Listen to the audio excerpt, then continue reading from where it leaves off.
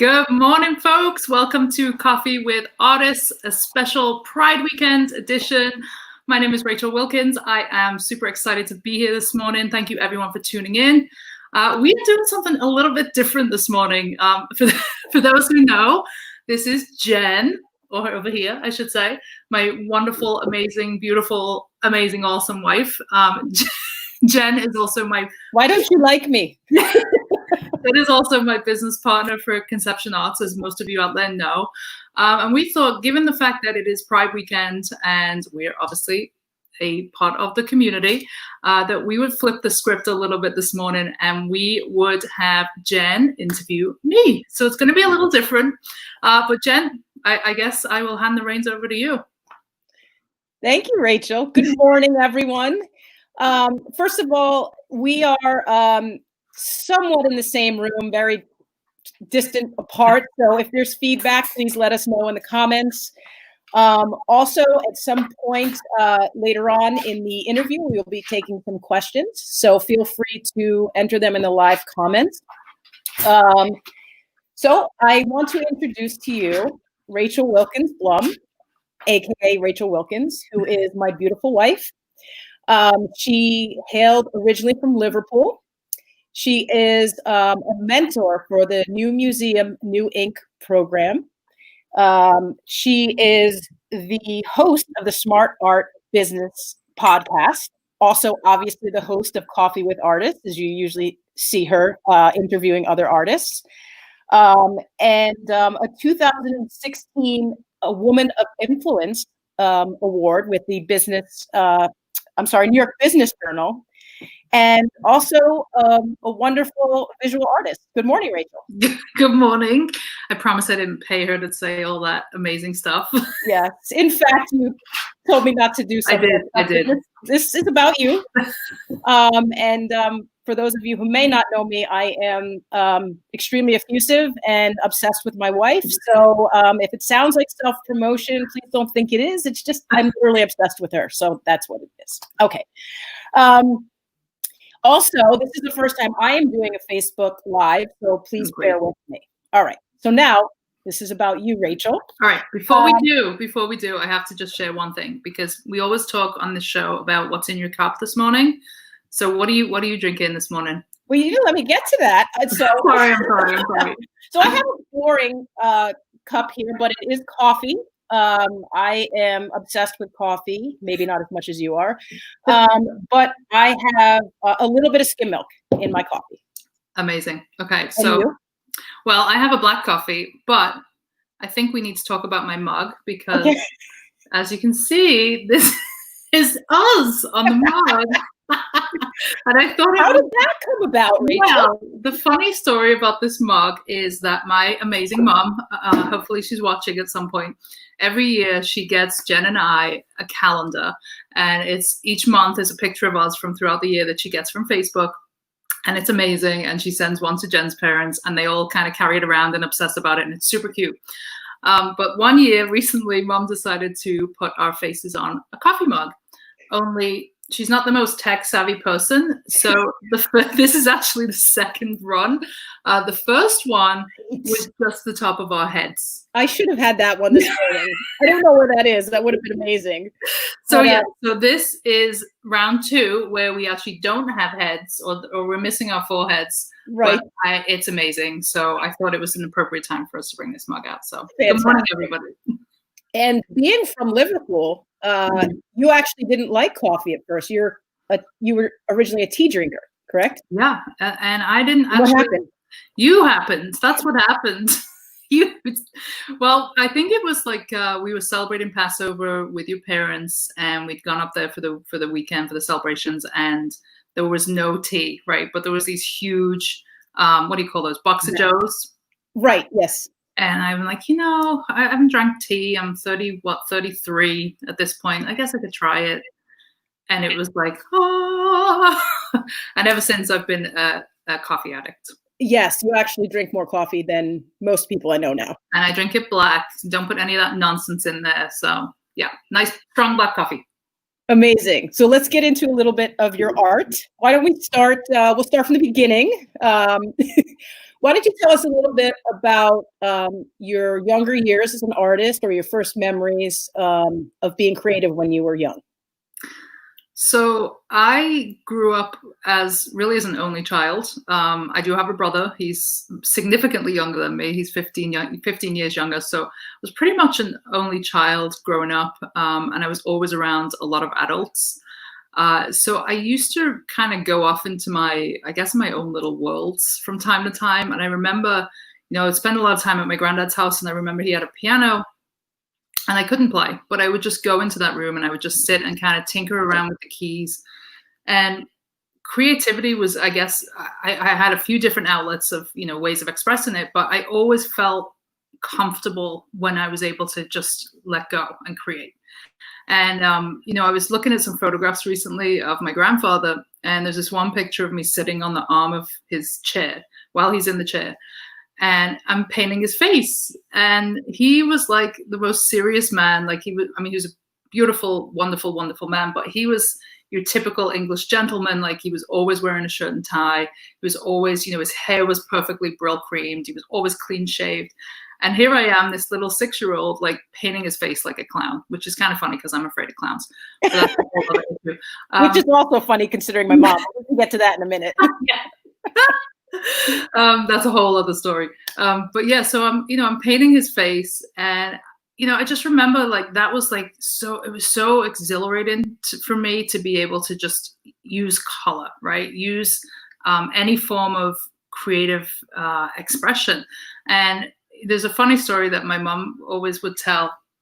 So it was the 80s, right? And mom had, obviously, she had a lot of highlights in her hair, I guess you would call it at that time. And so she was a single mom, so she would take me to work with her, so on the weekends sometimes. And all I wanted to do was color. And so she would give me, crayons and a piece of paper while she was working. And apparently one day I said to her, "So Mom, I need a green, a red, an orange, a pink, a brown." And I listed all these colors, crayon.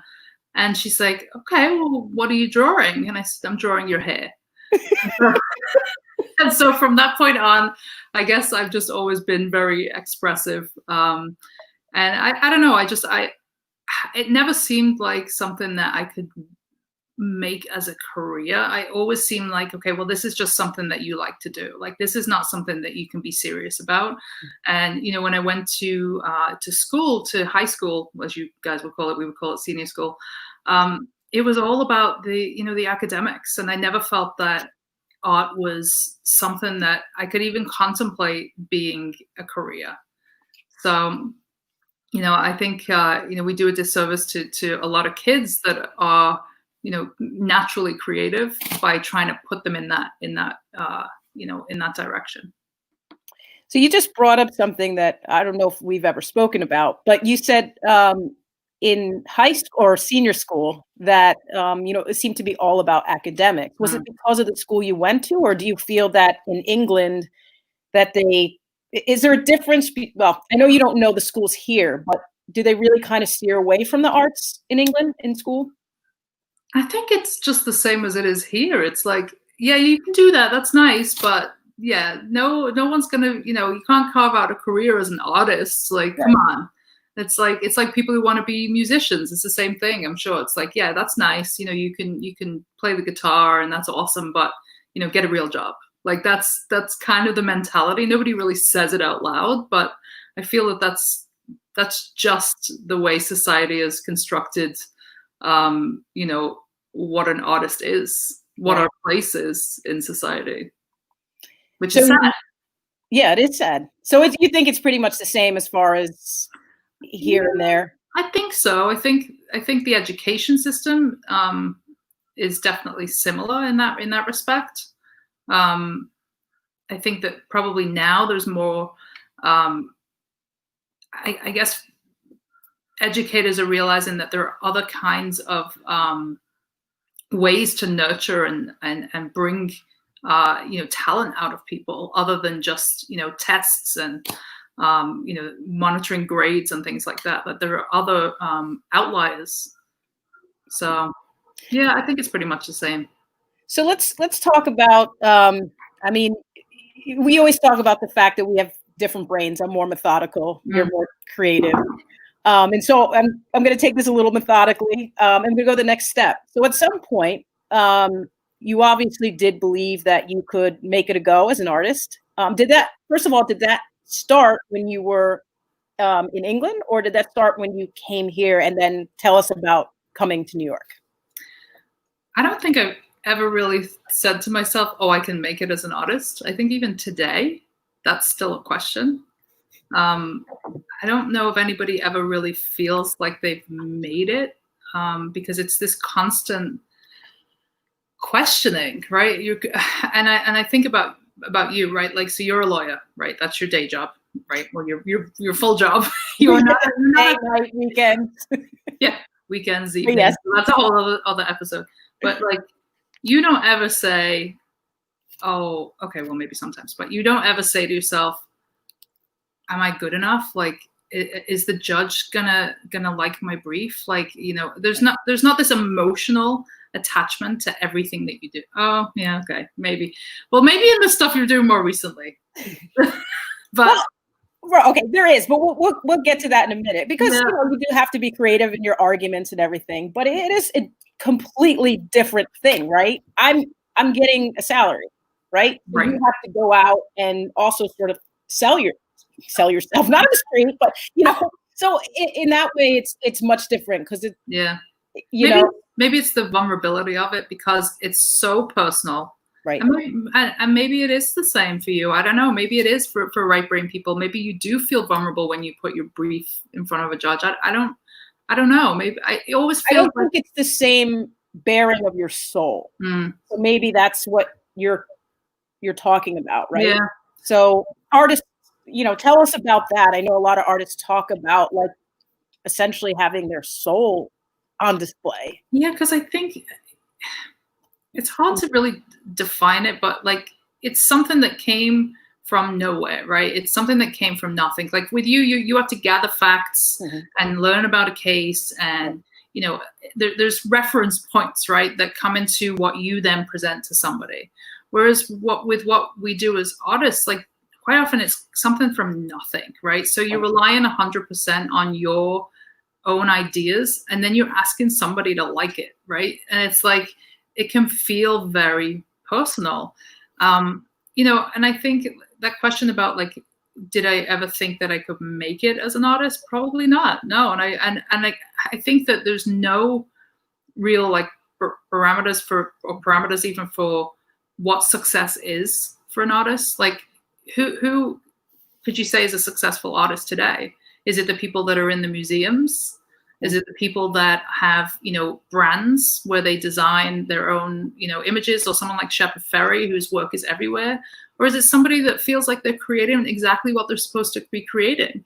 Because there's a whole other issue where if you start to create something that sells and that is quote unquote successful, you have to really probably keep doing that. But are you fulfilled? So I think it's a difficult question to unpack. But I guess the short answer would be no. I did not ever think that could be something I could make a career out of. Okay. And we also know that you're not that good at unpacking. Yeah, that's true. Like when you come home from England, I'm not good at case to be sitting. I'm going to air some of your dirty laundry, literally. Yeah, dirty, suitcase, as it were. No, let's talk about. Okay, go ahead.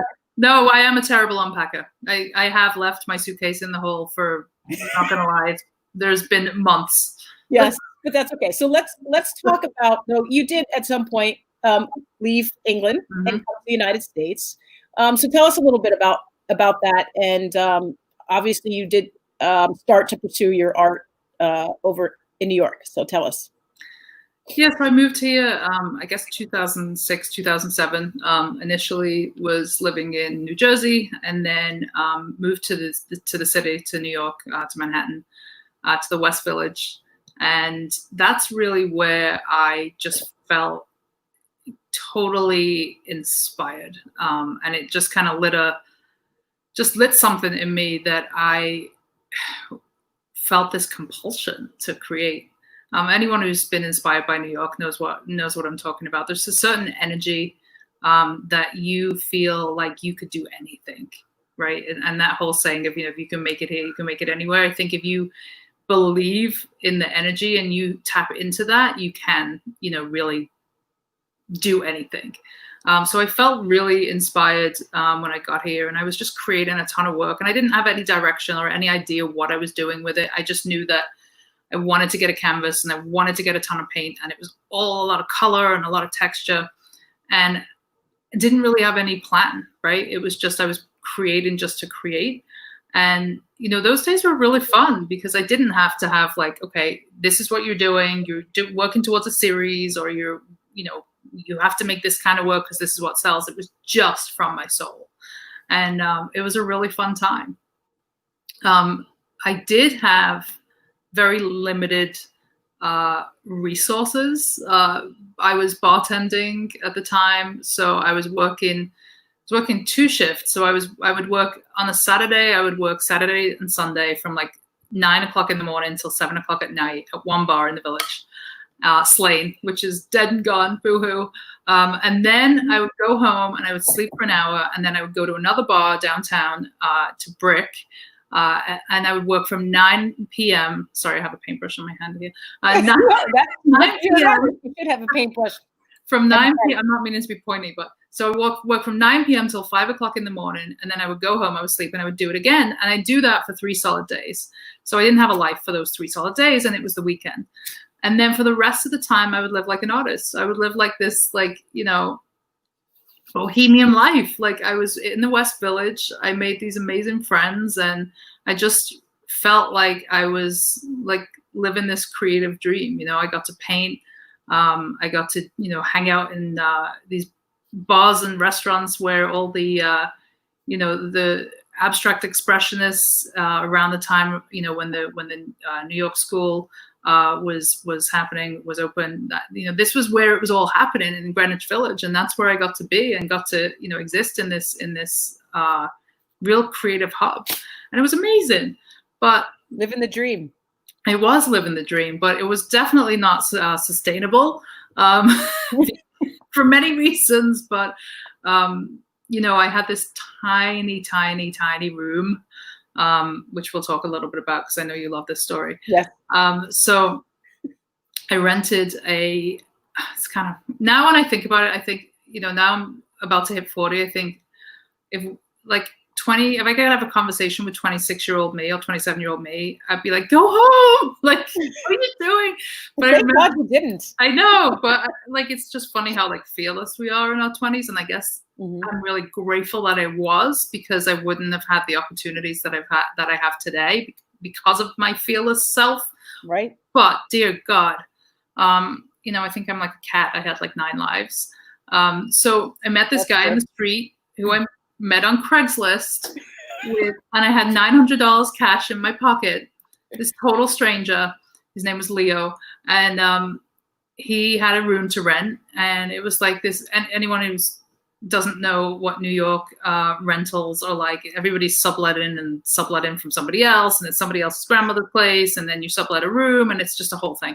So it was in Greenwich Village. It was an amazing location. It was right across from the Cubbyhole, which is, that's great for a lesbian. Yeah, at the time. Yeah, I was single-ish. Yeah, I was single. So right across from the Cubbyhole, a couple of minutes walk to work to Slane, and I go upstairs. He takes me to see this room, and it's creepy. Yeah, with my cash in my pocket, no big deal. Total stranger from Craigslist. And so I go in, and it's like this, 1-bedroom apartment. It's right on the corner, so it looks, right down Hudson. Beautiful little apartment. And so you walk in straight into a living room, and then there's these double doors to the right. And so he takes me into these double doors, and it is a room that's about 10 foot by 10 foot. And it has a loft bed. So for anyone who doesn't know what a loft bed is, it's basically an adult bunk bed. So it's a bunk bed so it's like a double bed. So it was a ladder with a bed, and then underneath was a desk, and that was it. No windows. no, you couldn't swing a cat. You couldn't stand up in the room unless you were climbing up the ladder, because the ladder was, you had to kind of like, it was a whole thing. You had to like kind of flatten yourself to get into the bed. But the reality is,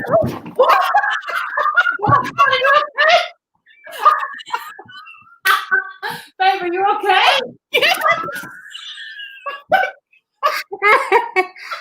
I'll be right back. Oh my God. Can you just bring me that? You can't make this stuff up. Oh my God. Hold on. Did you do it? Are you okay? Yes. You just get me that other chair. We'll keep going. What is this one? Stay calm. Hang on. We'll be right back.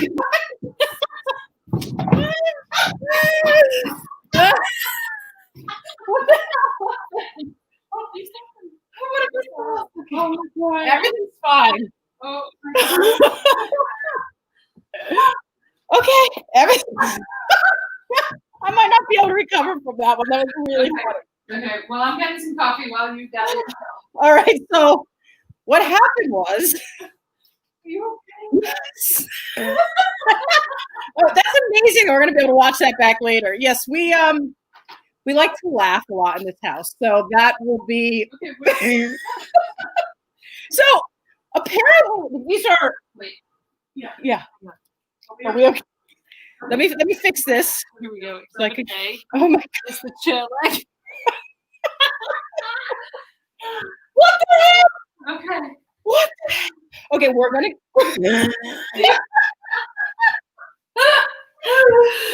James is funny. Fell out of bed. Brilliant.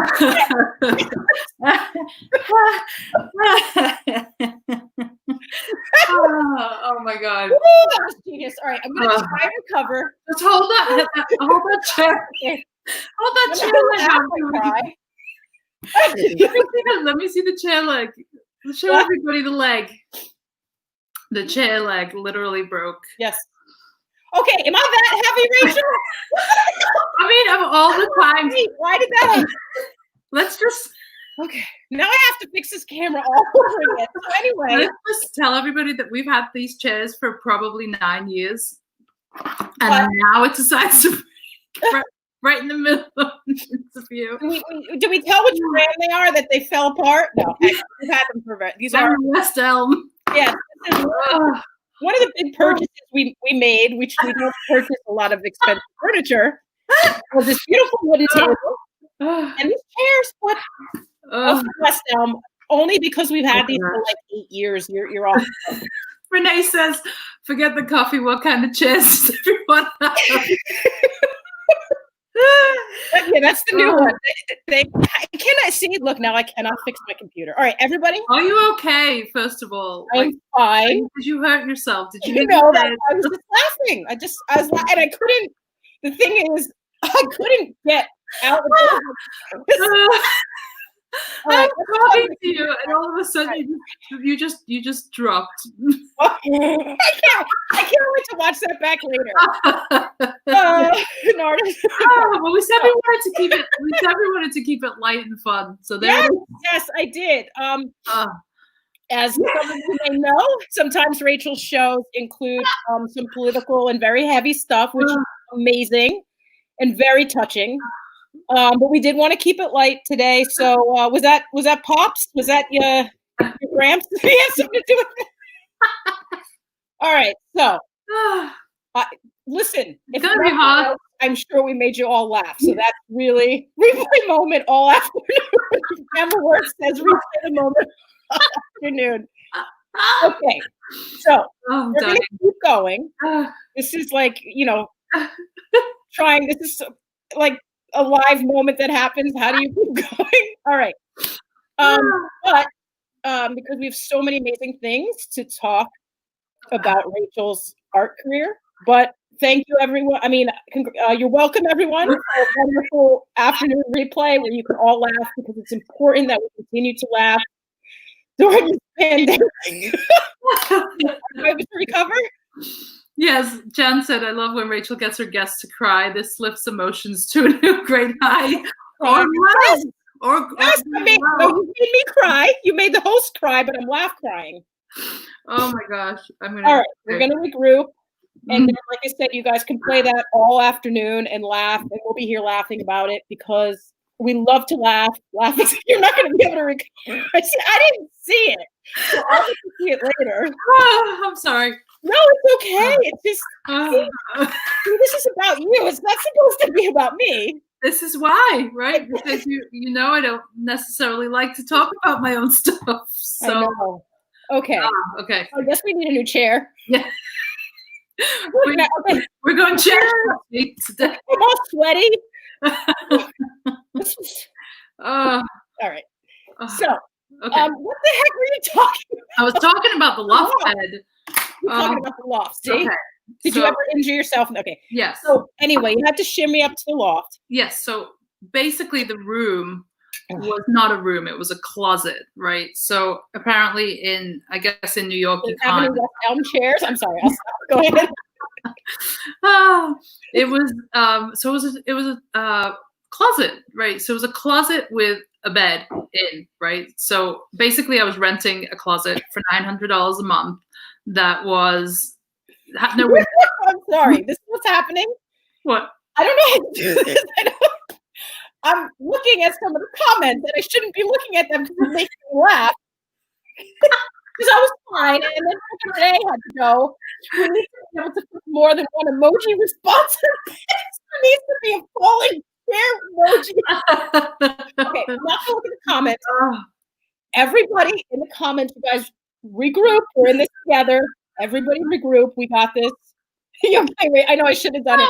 I'm not okay, but I need to share the link to this on Facebook. Thank God. Oh my gosh, you got me crying now. Oh my God. Okay. All right. We're totally regrouping. Everything is fine. You guys in the live comments, you need to regroup too. You need to help us. We're in this together. Talk amongst yourselves. Laugh amongst yourselves. All right. All right. Everybody's fine. Hang on. It's a good thing Frank was in his crate. He would have run over and jumped on me, and that would have been another situation. All right. All right. So okay. So tell us about your loft bed. Okay. And I'm not going to look at the comments. Everything's fine. So it was a loft bed. It was a closet, basically. So, well, there's a few things. So that apartment had a roommate who slept in the lounge. So basically, she was renting out her closet. And anyone who knows New York knows that it's an absolute goddamn fortune to rent a room. So she was obviously subletting her closet out to me to help her pay the rent. She was lovely. Let me just say that before I talk more about her. But she didn't like to wear clothes. And in the small room. This is like a comedy show right now because I'm in the den, which is my studio, and the cat litter box happens to be here. And now one of our cats is taking a massive dump right now. I'm guessing that's Shepherd because Robbie's right next to me. Yeah. Thank you, Shep. Okay, so, oh my God, stop pulling Jen's leg. I know, don't look at them. Don't look at them. We visit them at the end of the show because I love puns. I am my father's daughter, but don't look at them. Okay, I'm not looking at them. All right. So you can't blame them for putting in the puns, but just hilarious. Oh my God, so funny. Okay, so sweating now. She did not like to wear clothes. Look at his hair. Okay, I'm not. Did anybody hear the litter noises in the background? What? Yeah, he's like, moving. All right. Anyway, so my roommate did not like to wear clothes. And so I would come home and she would be doing some tasks in the house, actually quite often cleaning out the cat litter box because she had a little cat. Maybe she can come over here and clean this. And she would just be completely naked. Like that was totally normal. And I'm bending over and cleaning the litter? Yes. And I'm like, what is happening? Why is she always naked? And am I supposed to say something or, what am I supposed to do? So quite often I wouldn't spend very much time there. I would come home at, the early hours and I would just be there as little as possible. And it was just kind of a place for me to, put my head down and go to sleep. But yeah, it was totally bizarre. And she was also an actress. And so she would often rehearse, which I get, like everybody's creative and we all got to do our thing, but she would often rehearse the show tunes in like the middle of the night, which was like the only time when I would be able to sleep. So was that also while she was naked? Well, that I didn't know because my doors were closed at that time. But okay. But the whole point of the story was that I would make art in that room, that closet. 10 by 10 room with the lock. In the closet, right? And I don't ever create small work. I've never been able to work on like, little tiny small kind of stay in the lines work. I've never been able to do that. It's always big. Yeah. As you know, we'll get to the mess of the house soon. But yes. So I would have these huge canvases and they would be under the loft bed. And like a lunatic, again, stupid in my 20s, I was using things like spray paint and gels and all these like really harmful, toxic things in a closet. Without a mask. So if I ever wonder why, I feel like I'm losing my marbles sometimes, I think I lost a lot of brain cells during that time. So that's my story. And nothing will ever match you falling off the chair during that story. So I don't think I could tell any story now that is, sorry, the comments. So I know, this comment is out of control. Well, you know what? Look, everybody's having a good time. This is what this is about. Okay, so let's go back to, so you were creating in this closet. It's kind of ironic, right? Right, you finally got out of the closet. I did. Okay, so that's a very good segue. It is Pride Month, and you are working on a very important art project now. It is called Shoulders of Giants. Did I say that right? Yes. Okay. Tell us about it. So I guess, every Pride, every kind of like this time of year during Pride, I always feel some kind of inspiration to create something. Last year I did this series of just really small, it's probably the only time I worked on small scale, but small works on paper that were kind of affirmations to young gay people. So it was, and I'm going to curse, they were things like, you are fucking brilliant, you're fucking awesome, you're fucking fabulous, which was great, but nobody wanted to buy them because they were a lot of curse words. So one of my a woman who deals some of my work out in Long Island, she was like, yeah, they're not really great for my audience because of the language. So I was like, all right. So this year I thought to myself, okay, what can I do that is going to really, I guess, expand my own knowledge, but also have a message to the community at large. And, this whole thing, as you know, came about because of the pandemic. I was, as most people know, running conception is like 5 full-time jobs most of the time. And that's to you staying up all hours of the night. And it's amazing, and it's a gift, and I'm grateful, so grateful for the business and what we get to do and the people that we get to meet. It's amazing. But everything just completely ground to a halt. In January, we had all these big plans. We were rolling out a new course. We were, scheduled to book shows all over the country. Renee had just come on as, we just promoted Renee to regional director or national director even. And, we had all these big plans. And then obviously COVID hit and it was like this screeching halt on everything. And so, for somebody who is normally never in one place for any length of time, I found myself here for like extended periods of time, which was glorious, but also really scary because, for all of our income for the business is just basically ground to a halt. And so, thanks to you and, just obviously having somebody in the house who has a full-time salary is amazing. You encouraged me to just kind of sit in that moment and just, that everything's going to be okay and that, it will pass and we'll get through it. And I think having that support from you and, that reassurance that, we are going to be okay allowed me to, oh God, here we go. Shepherd. Okay, so here's what just happened. Shepard just jumped up on the table, and now my coffee looks like. Oh no! All right. Well, at least he doesn't like coffee, so we'll get it after the interview when we This is a chair and the table. And this is a really special show, Jen. I should probably never do this again. This is amazing, but hopefully my phone survives because it's now covered in coffee. Okay. You need to take a minute, or are we okay? Great. All right. We're rolling with the punches and the legs and the coffee spills and everything. All my notes are dripping wet with coffee. Terrific. All great.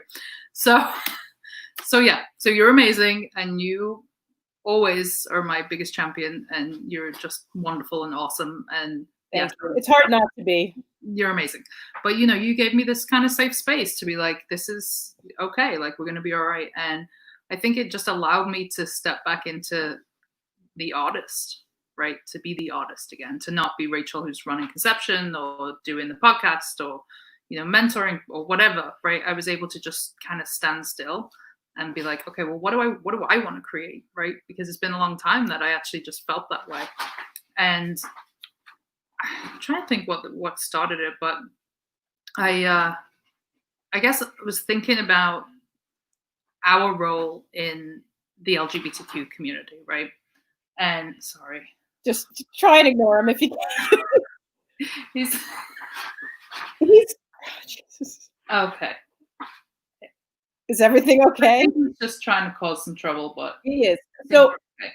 All right.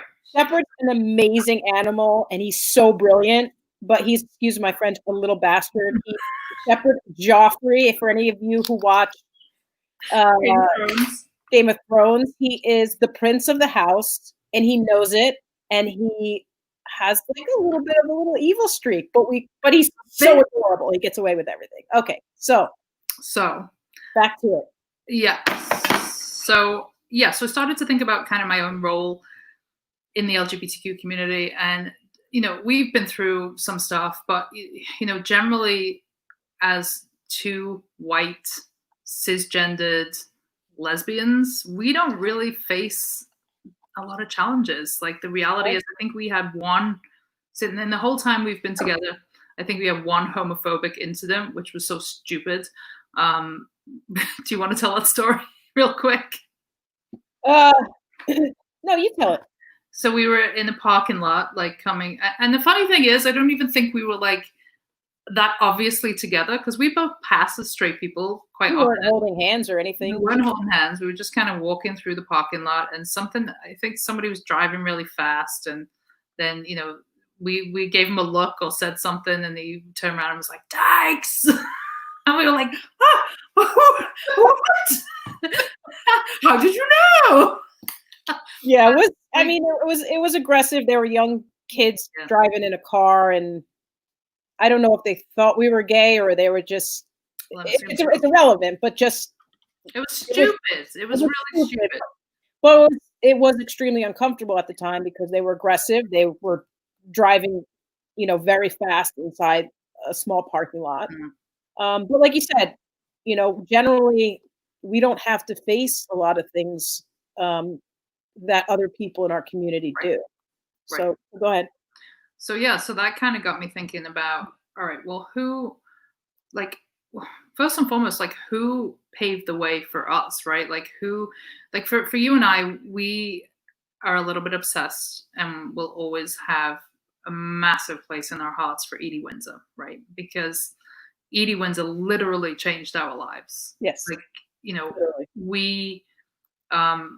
We got married in New York, and we are at the time when we got married, New York, gay marriage was legal in New York, but it wasn't legal federally.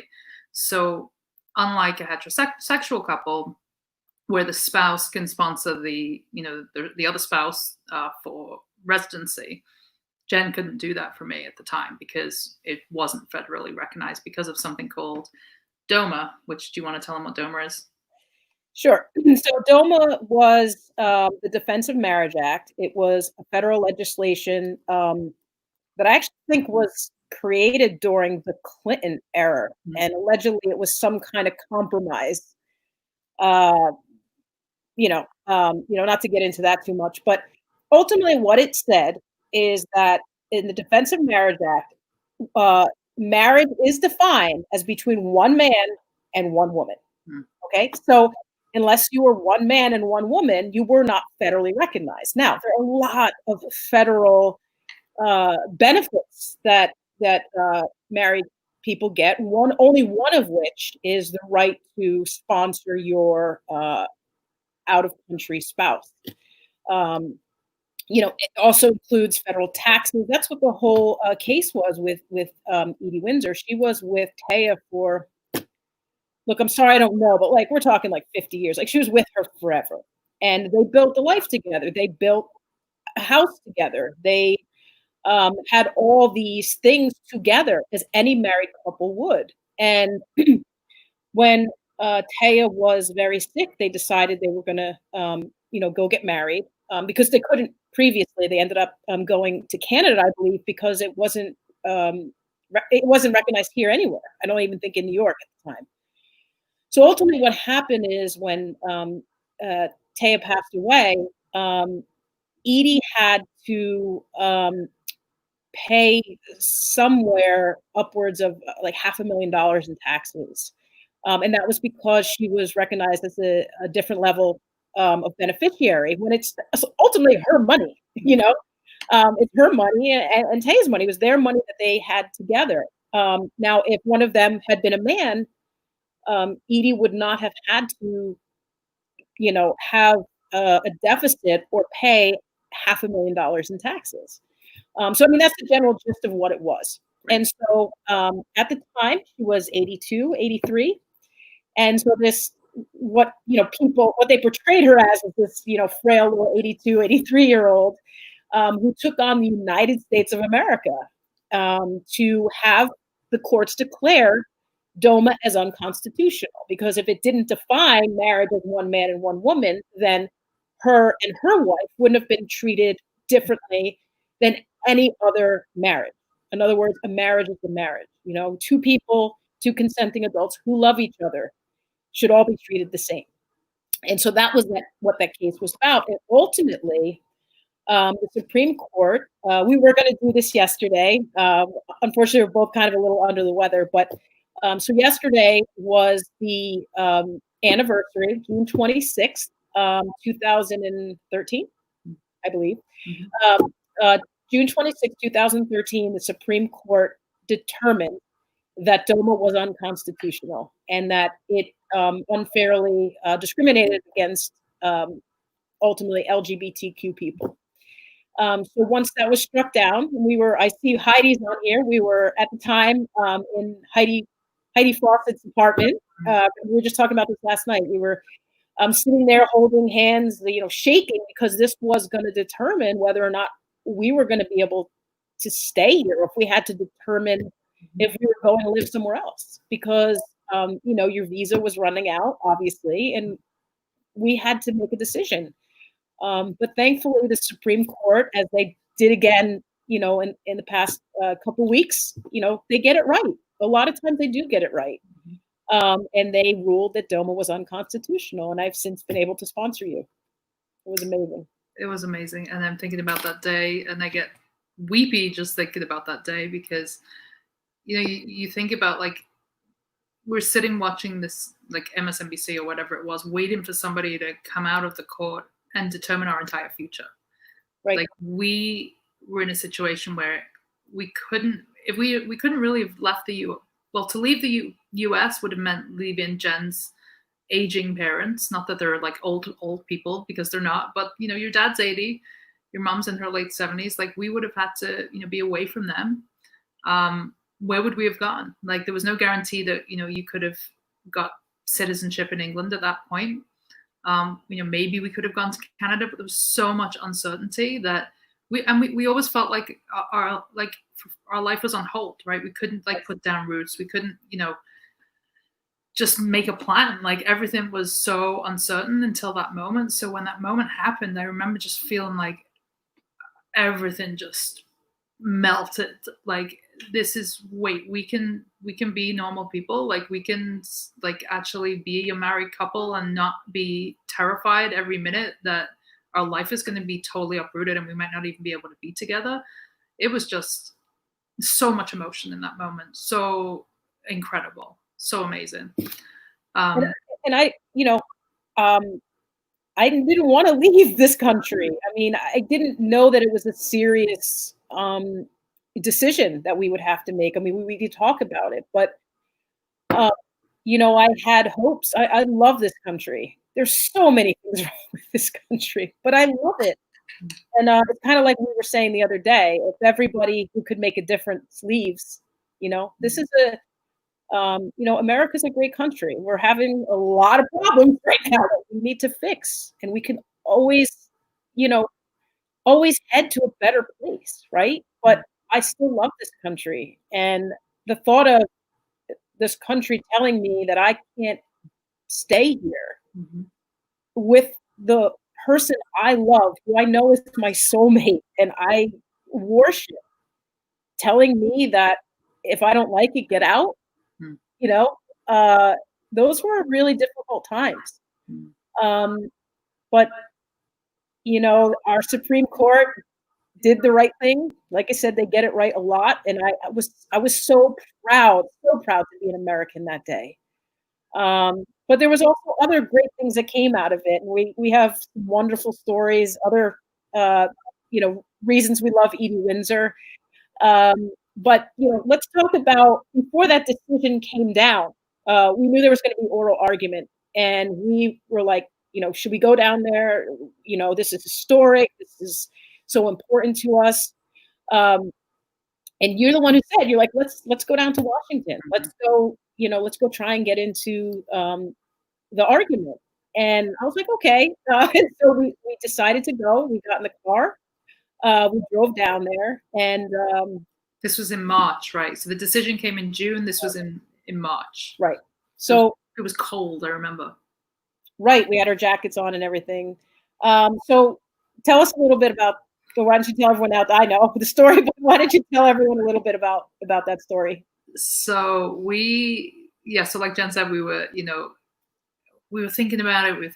And then that morning, I think we were just like, let's just go. Actually, Renee, I remember Renee, because the hotels were an absolute fortune because what was happening. Right. I remember Renee hooked us up with a room. I think by her mom, we got a room at the Mandarin for like really inexpensively. Thank you, Renee.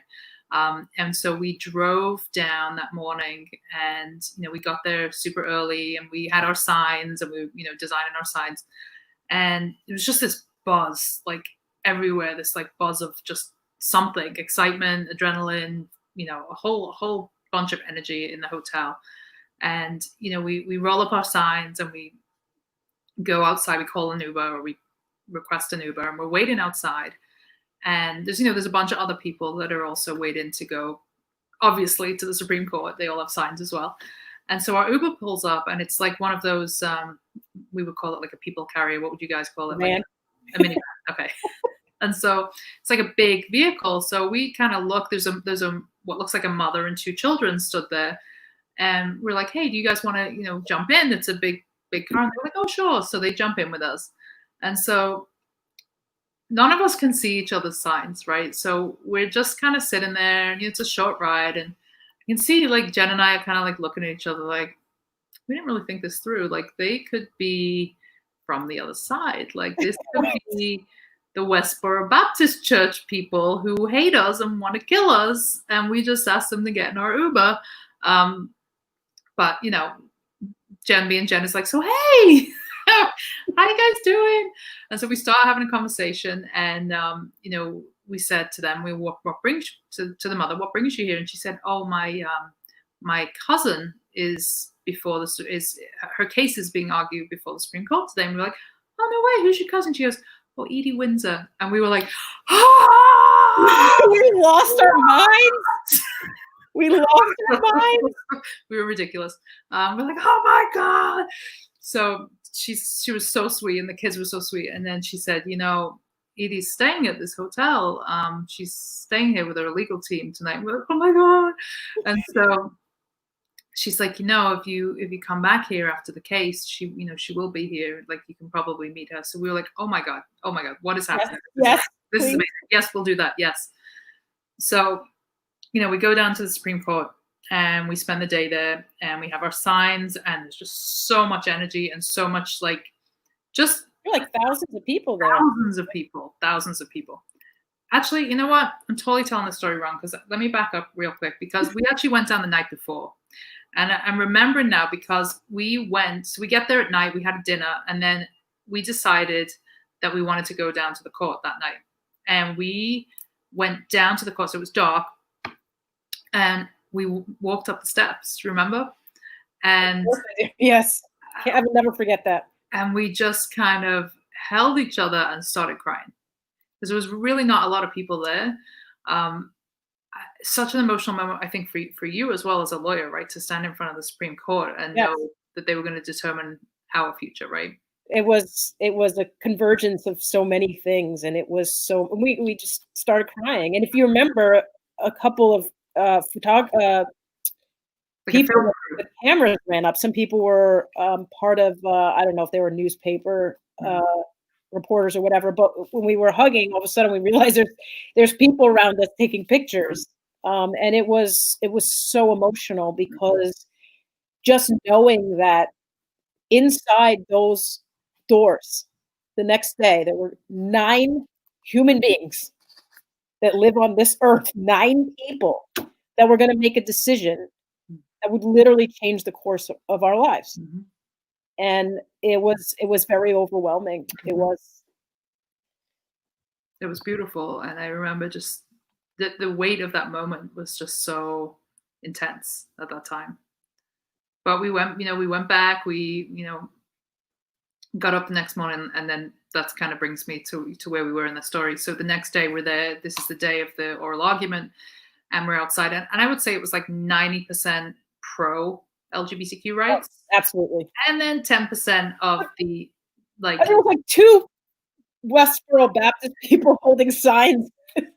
I think about that today, and I remember us laughing at the Westboro Baptist Church. For everybody that doesn't know who the Westboro Baptist Church, they're this like extreme religious. I don't even want to call them Christians, because they're not, but they're like extreme hate group, basically. This is the group that like pickets funerals. They picketed the funerals of the Sandy Hook children. Yeah. Horrible people, despicable people. But they did. Their reasoning is that military death and children being shot in schools is because of gays. Yes. And they have signs that say like death to fags and gay, like just the worst human beings ever. And they come and they protest and they picket, but they're so ridiculous. Like when we saw them, they were, first of all, they do these like songs. So they'll take like a Taylor Swift song and they'll make it like really homophobic. And they're like singing and playing guitar. So when you see them, you're like, oh, this is cute. What's this? And then you're like, oh, it's the death to fags people. And they're horrible. But, at the time we were kind of like laughing at them. And I think we were like hugging in front of them and like, just like, we're not going to let you steal this moment. Like you are just the absolute dog's butt of the human race. But they're really dangerous. Like, the reality is rhetoric. Yeah, the rhetoric is horrible. So anyway, we kind of ignored them, whatever. And there's a couple of like anti, like hate group type people, but nothing that was like we weren't afraid. It wasn't overwhelming. Yeah, no, we definitely outnumbered them. It was great. And so we kind of hear through the grapevine of the people chatting that there is the possibility that you can actually get into the Supreme Court during the oral argument for like 5 minutes. Right. But you have to be on this line and you have to be on it by a certain time. And the chances are if the argument is over by the time you get close to the front of the line, then you don't get it. You don't get in. So we're like, oh my God. So we get on this line and I want to say there was like 3 or 4 people in front of us when they said, all right, this is going to be the last group of people that come in. So we've been waiting hours. And we had this little like purple ticket that was like, admits one to Supreme Court. We You both remember it was purple? Okay. purple. And so we're like, oh my gosh, oh my gosh, oh my gosh, oh my gosh. Like, and we were like looking at Twitter and it was like, yeah, the argument's wrapping up. I'm like, oh my God. And so they're like, all right, you guys can go in. And I remember running like up the steps of the Supreme Court. And they're like, slow down. So I'm like, we gotta get in there. So we're running. And we get in, we have to go through all the security, and then we have to go through another security. And then we're literally can see the doors to the Supreme Court where the argument is happening. And the security guard looks us up and down. He goes, "You two can't go in with those shirts." And we're like, "What?" We were wearing shirts that we'd made that morning. One said "Doma hurts," and Jen said, "I love my wife." Something like really, nothing terrible, but you can't go into the Supreme Court with anything. What is it? You can't. It can't be anything like political on one side or the other. It has to be neutral. So you can't we were obviously like promoting one side, and so you're not allowed in with those. So I think a guy in front gave you his jacket, right? He's like, so you just kind of put this jacket on. And then I was like, what do we do? So we ran into this space, which was like kind of like a bathroom, but it was more like a changing room, I think. Bathroom, locker room type thing. Yeah, so it was like men and women in there. And I'm like, yep, I got to take my shirt off. And so I didn't have I had a scarf, a jacket, and my shirt. And so I'm like, what am I going to do? What am I going to do? So I take this shirt off in the middle of this room. And I'm like, with men and women. I'm like, I am not getting in that room because of a fashion choice. So I took off my scarf and I wrapped my scarf around my chest, made a shirt out of my scarf, put my jacket back on, shoved the t-shirt somewhere, I don't even know where. Because we had lockers, yeah. Like I have this it's not even holding itself up very well, but I'm like, all right, I'm just gonna walk out, I'm gonna stand like it's a shirt. And so we kind of scoot up to the security guard and we're like, are we okay now? And he's like, sure. So they let us in these doors, and it's like you have to be completely silent. Like they said to us, like you can't speak, you can't raise your hands, you can't move. Like you got to sit completely still. And it was like you moved even a little bit, the security guard started to come near you and was like, yeah. So it was kind of like a little gallery, I guess, at the back of the Supreme Court. Like it was a little bit separate, but it was in the room. And we kind of shuffle in and we sit down next to each other, and we were like, oh my God, what is happening? Because we're in the same room, we're breathing the same air right now as those 9 justices. We can see them.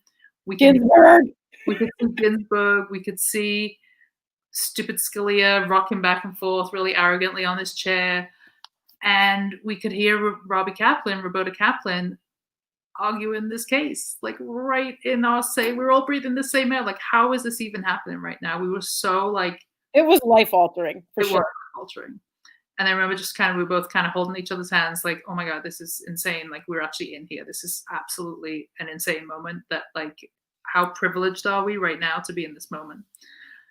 And I don't know, how did you feel in that moment? It was life altering. I mean, just the mere fact of being an attorney and being inside that room during oral argument on any case is, I mean, there's really no words, I guess it would be I don't know, maybe if you were watching Pollock or Marilyn Minter or somebody create in the same room with you. I guess that's the only way you can really, say what it's like. And and these are people who decide our lives and history, and they're brilliant. Even the justices, look, for the most part, you're a brilliant person if you're on the Supreme Court, right? We may not agree with what certain justices believe or think, but they're just the top of the ladder for attorneys. And just to be in there for an argument, let alone this one with Edie Windsor, that was not only the fact that it was to change our lives, but so many people's lives in the course of this country.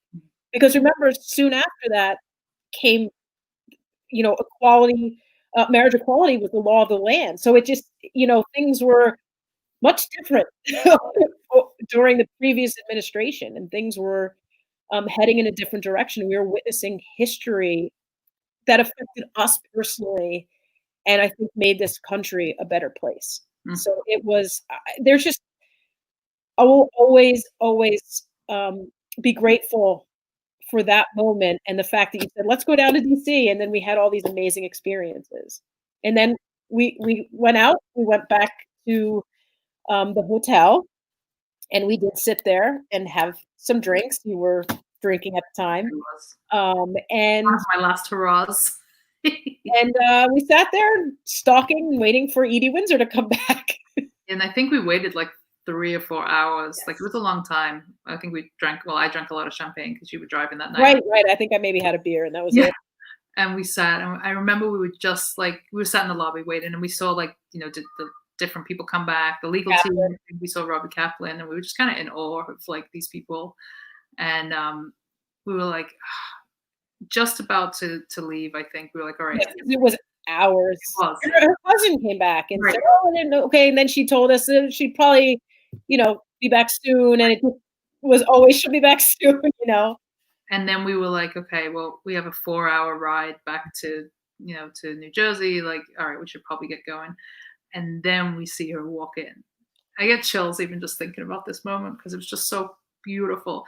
And she's just this, like, first and foremost, she was not a frail little old. No. They wanted her, right. Her legal team wanted her to appear that way until after the case. And I love actually Kathy Renner, who we'll talk about in a few. I think we're going to be here for a while. Yes.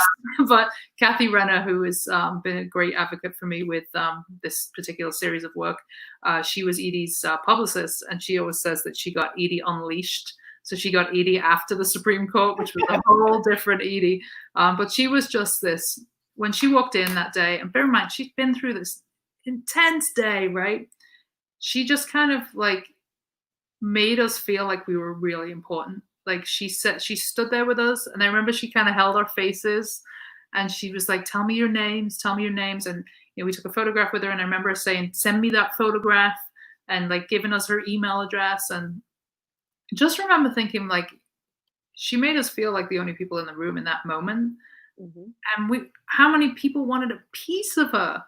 Like, do you remember when she was coming out of the Supreme Court and she was mobbed? Yes. And we were like, they're worried. They're like, you're going to trample this woman. She came out of the court after the decision. We were still there, and there was like gazillion people, and she's this big, she's tiny, but you could see like her pink scarf, and like we were afraid, but the way she made us feel in that moment was like we mattered, right? Like we were important. Like she was like, tell me a story. Like that's what people always said about her, and that was, unfortunately for those who don't know, she's since passed. Was it last year?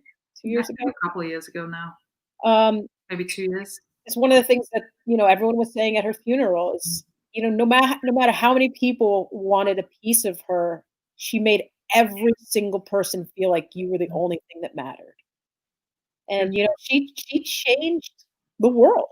She changed the world. And I guess let's segue into the fact that she is part of your Shoulders of Giants project. And we started to talk about it. I don't know if that's when I fell off the chair or what happened, but she was, in fact, I think the first piece that you created, right? Yeah, because I think we were talking about, like, I got to make a piece of Edie Windsor. I got to make a piece of Edie Windsor. And then I started to think about, okay, well, how do I do that? Like, I started to kind of create the concept of how I was going to do it. And I remember creating the piece and feeling like really like attached to it emotionally more than I had to any work that I've made in the last 10 years. Because, I've been creating here and there, but I haven't had any, like, I've not felt like I'm on the right track with my creativity for a long time. And so I remember just feeling really emotionally involved and invested in that piece as I'm creating it. And I'm cutting out pieces from the Supreme Court decision, to add to the piece. And I'm like, this is like exactly what I'm supposed to be doing right now. Like, this is how I'm going to honor her. Like, because I think we've been looking for a way to honor her for so long, because she does mean so much to me. She does mean so much to us, that while I was creating it, it felt like this is exactly what I want to be doing right now. And it just kind of, I think that was really the like the jumping off point for the series. It absolutely was. Right. And I started to think about, okay, well, this is Edie. Like, we know our story. Like, we just shared our story. Like, we stand on her shoulders, right? We are able to live our life as a married couple with the same benefits as our heterosexual friends, and move about the world comfortable in our own skin as a couple because of her, like, because she took that risk. Right. And so I started to think about all the other characters, or the other players, I guess, in the LGBTQ movement, upon whose shoulders we stand. And I realized that I didn't know my LGBTQ history. Like, I just I didn't. didn't either. And I thought that's really not a great thing, and I want to learn, I want to know more. And so, I started to read and to listen to podcasts and to, watch different documentaries. And what I realized is that there's a great deal of intersectionality in the community in terms of the diversity. And, you know, I wanted to honor these people through my artwork. So I wanted to, create a piece of work as I had of Edie that honors them. But as I started to think about it, I'm like, I can't tell these stories. Like, yes, we stand on the shoulders of these people, but I can't personally tell a story as a white, cisgendered lesbian. I can't tell a story about how Marsha P. Johnson inspired my journey. Like, I need a trans person or a person of color to tell that story.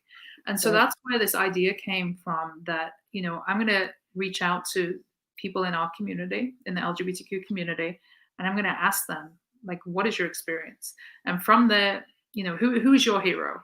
Like, who do you look at and think, if it wasn't for that person, I wouldn't be who I am today? And so I started to really just, reach out to people that we knew and to the community at large, and, got like an overwhelming response from people who were just like, oh my gosh, I want to write about this person. I want to write about this person. This is my hero. Oh my gosh, please, like, can I be a part of this? And the letters are just incredible, incredible. And, that's such a Very touching. huge part of this series, is the letters.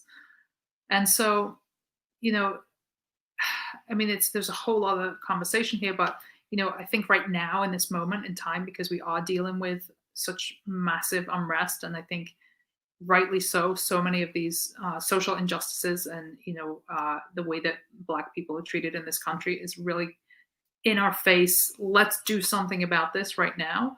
Right. A lot of the letters spoke from that place. I'd love to read you a little bit of one of the letters if I can. No. Fine. Yes. Great. Yes, please do. So let's just, so bear with me. So I want to read you one of the more recent ones. I'll just read a little part of it, but No, they're beautiful. Go ahead. okay. So Audre Lorde. So Dr. Nichelle Rivers very kindly wrote a letter to Audre Lorde. So I want to just read this right now. So, dear Audre Lorde, I wish I could have met you. I wish I could have held your hand as you battled breast cancer. I wish I could have shared your space, your mind, your light. I wish there was a time when your words weren't so relevant. Even as I reflect on the recent loss of another Black life in this country, it reminds me of your poem, Who Said It Was Simple? You reminded us then that intersecting identities were paramount to social justice issues, and that as a community, we must be organized beyond marches. We must make real policy change. Should I read on? Yes. Yeah. While the world mourns the murders of so many of our Black brothers and sisters at the hands of police, to the contrary, our murdered transgender brothers and sisters are being forgotten. In the eyes of so many, their very existence is a contradiction.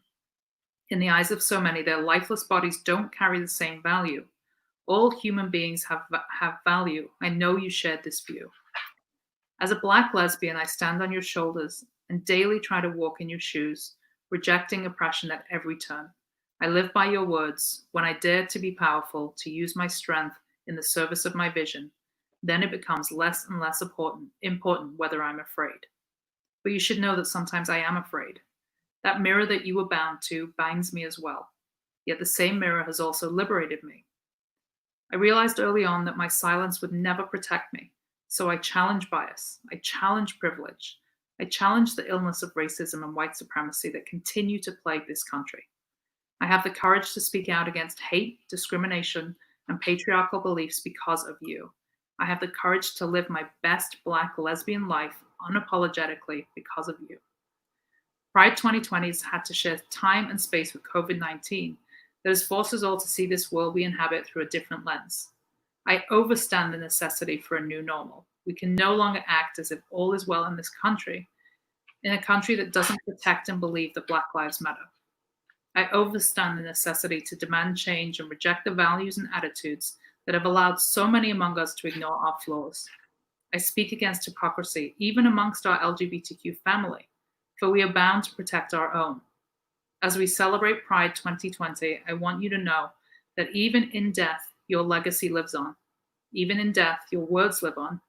Even in death, your essence infiltrates the hearts and minds of millions across the globe. Even in death, you are and will always be relevant.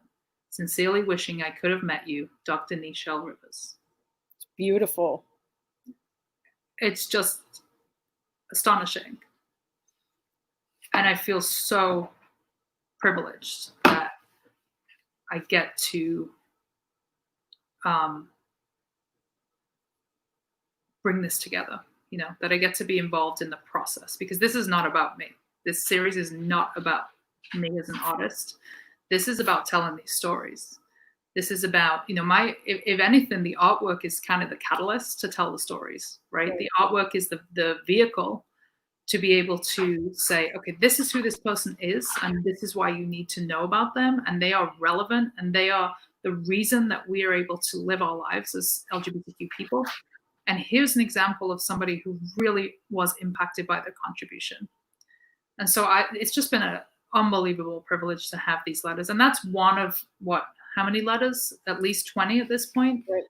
And, if anybody wants to read the rest of these letters, they are on my website, which is just rachel-wilkins.com. They're amazing. They're absolutely amazing. And I want to thank everybody who contributed a letter.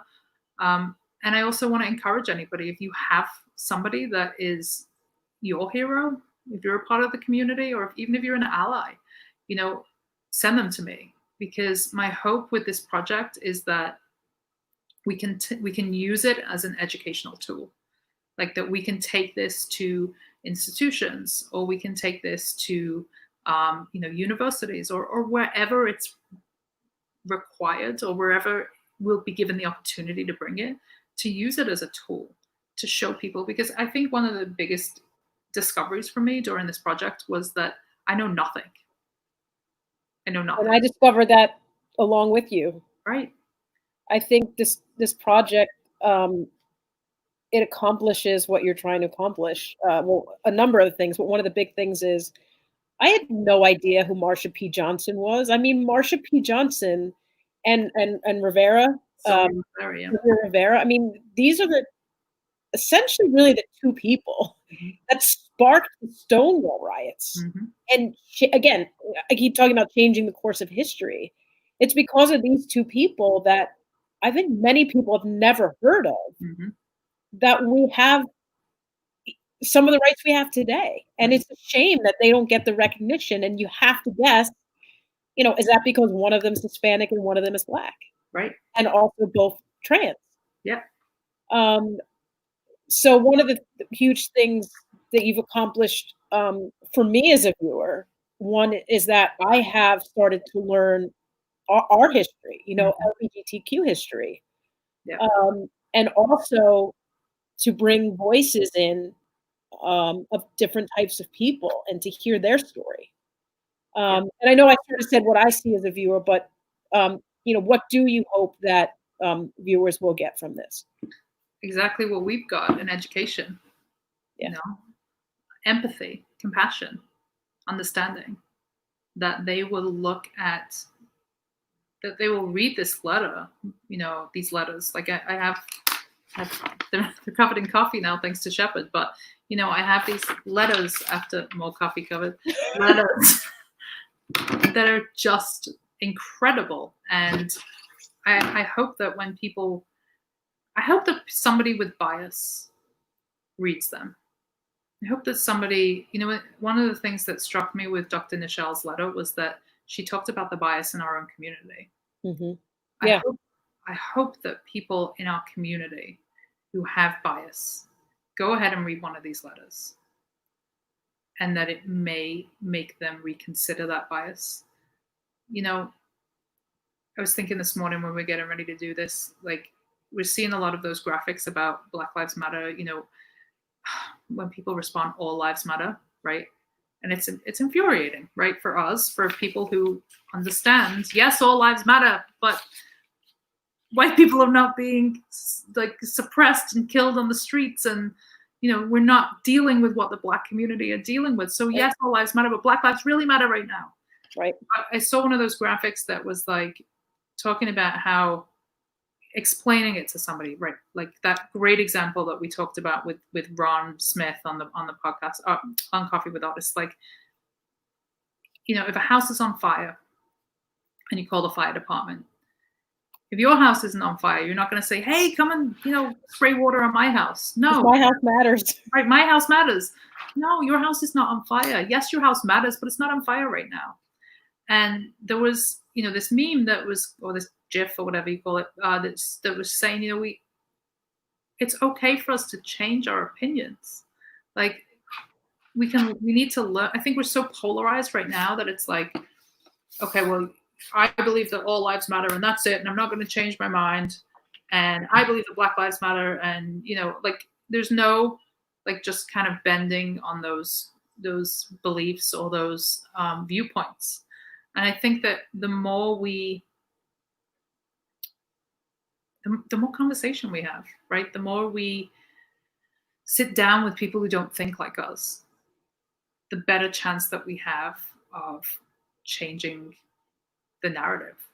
Right. Because, I think about you and I, like, we obviously were very left-leaning people, but we had an experience where we got to know somebody really well and discovered, once we knew them really well, that they were a big Trump fan.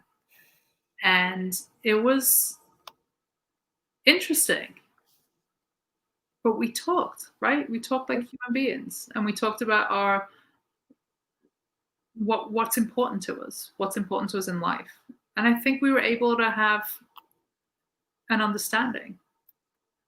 But I don't think we do that enough. No, I think that's part of the problem, is there needs to be more conversation.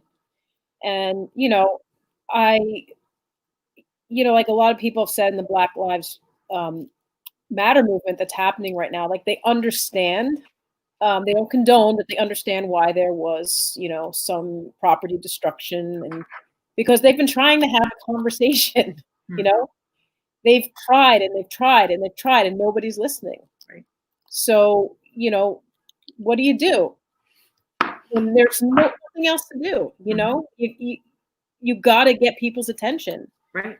And look, this country is amazing because we can have different opinions. Mm-hmm. But just because our country is great doesn't mean it can't get better. Mm-hmm. What's wrong with trying to get better? Mm-hmm. And the only way you do that is to talk about how can we make it better? Mm-hmm. How can we make it better for everyone? Right. And it all comes down to communication. Yeah. And I also find myself trying to listen to people on the other side. And you do ultimately find out when you all talk. It's like they say, we were talking about the gay agenda this morning, right? Yeah. Yep. The gay agenda. Well, what do you do first? Get some coffee. Okay, mm-hmm. Go to work. Like, we are really so similar. Left, right, black, white. Like, yes, there's great things about different cultures and all that stuff. And, we shouldn't, all be like just thrown in together and say we're all the same. But for the most part, we all want the same things. Mm-hmm. We all want to be able to live free, to make our own choices, to be safe, safe when you're walking down the street, to have an interaction with the police that doesn't make you cower, and for some people in society to wonder whether or not they're going to even walk away from that. Mhm. We all want those things. So we're really not all that different, but there's so many entities trying to divide us. Mhm. And what we need is to come together again and to realize that yes, we do have different opinions, and that's what Mhm. makes this country so great. But let's figure out where we have common ground and move forward from there. And I just went off on a tirade. No, it's perfect. It's so true. But yeah, So that's I so. just want to say a couple things about the work. So for those of you, Rachel's sorry, Shoulders of Giants project. So what it is she has a piece of art for each individual for each day of the month, right? And you pair it with a letter from somebody who's writing to that Mhm. particular idol or giant. Yeah. They are for sale, and 50% of the profits go to what? So 50% of the profits are going to the National LGBTQ Task Force, which is an amazing organization that's doing real work in the communities, fighting homelessness, helping to provide healthcare, really just important, ground level issues that are faced by the LGBT community. So I partnered with them for this project, and so far, so 50% of the work is being donated. So each piece is priced at $2,200. They're huge, right? They're really big. Jen can vouch for that because they're all over the house. But they are generally they are like 4 foot by 2 foot. They're unframed. They can be framed for around about $360. But 50% of that is going straight to the nonprofit, and it is tax deductible, that 50%, because we've set up a separate giving page where you'll pay me half, you'll pay the nonprofit half. So far we've managed to raise $3,300 for the task force, which has been amazing. I've had 2 collectors purchase, and I am doing some commissions as well. So if there is somebody that you don't see in the collection that you want me to create a piece of, we can certainly do that as well. And I will absolutely donate that 50% to the nonprofit as well. And just as a side note, if anybody does want to purchase if they can do so before the 30th, there's a donor who's associated with the task force who is going to match donations. So right now, that $3,300 that we've raised is going to be $6,600 because this amazing donor is going to match all donations up to $50,000. So if you do want one, do get in touch before the 30th so we can make sure that we take advantage of that donor matching donations, because that would be really incredible. And I am hearing that this is a really good time to be raising money for them, because I think that budgets are redone in July, and there may be some cuts there. There's a lot of people that need help right now. And one of the great things that the task force does, which is a reason why I wanted to align with them, is they do a lot of racial justice work. So given the timing and everything that is happening, I thought this was a really incredible organization. And I want to thank Kathy Renner, who is the head of communications right now, interim head of communications for the task force, because she was able to connect me with them, and has also been really supportive of this project overall. So yes, support the task force. And if you don't want to buy a piece, but you just want to support the task force, please do that and go check them out. It's called the National LGBTQ Task Force. Just something real quick before we go on to the next thing. And I know we've been on for a little while, so we have so much to talk about, but we'll probably wrap up in a little bit. And obviously if there's any questions, but in the theme of Edie Windsor and having someone who's bought your work. First of all, when this is all done, somebody bought the Edie Windsor piece, so you know that you need to do one for me. We've talked about this. I want it for my office, but I just think is like a really sort of wonderful summation of the story we told about Edie and how important she was to us. Why didn't you tell us who bought her piece? Yeah. So this is really special. So the person who purchased the Edie piece that started this whole project is Edie's wife, Judith Kasem Windsor. Judith married Edie after the Supreme Court. Edie found love once again, which is just beautiful. So yeah, we've been in contact, and she liked the work, and what an honor to know that her wife will now own that piece, and that piece will hang in the home that Edie Windsor lived in. Like, that's just, it hits me on so many levels that it's hard to process. I think when we actually deliver the piece in a week or so, once I get it back from the framers, that's when it's going to kind of register. But I'm so grateful to Judith for purchasing that piece, and I think she knows, but if she doesn't know already, it is incredibly meaningful to me to know that this has come kind of full circle. The idea was that I wanted to honor Edie in this work. That's why this project started out. To have that work hang in Edie Windsor's home is just, it's incredible. It's just really got a little emotional. Really You made me cry. It's beautiful. And not only that, to know that that Judith purchasing that piece, that she's also helping pay it forward with the task force as well, that money will go to a really good cause.